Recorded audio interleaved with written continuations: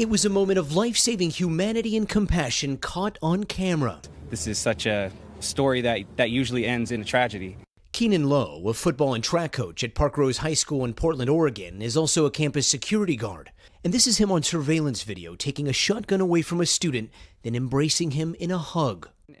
After the incident, Lowe spoke about what happened, saying he was first called to the classroom to check on a student making suicidal statements when that very student walked in with a loaded gun.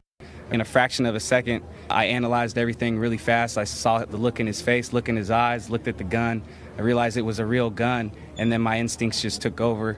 The footage shows the moments right after. Lowe, who's being hailed as a hero, hands the gun to another staff member, then embraces the boy, who hugs the coach right back. I felt compassion for the kid, to be honest. I told him I was there to save him. I was there for a reason, and that this is a life worth living.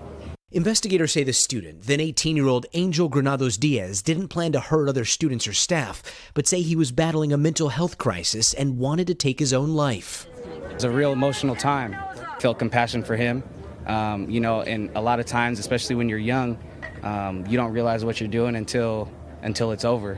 The incident, which happened in May, is now gaining new attention with the video's recent release. The young man's lawyer telling NBC News overnight, although Angel wanted to end his life that day, fate had something else in store for him. He is now beginning the overwhelming process of adjusting back to life in the community and receiving the treatment he needs. With the help of his family and friends and with the support of his community, he will look to do just that.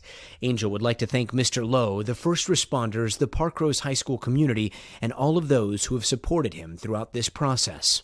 The universe works in mysterious ways, and I was meant to be in that classroom, and I was meant to stop a tragedy. A tragedy avoided and a lesson learned, now turning what could have been heartbreak into hope.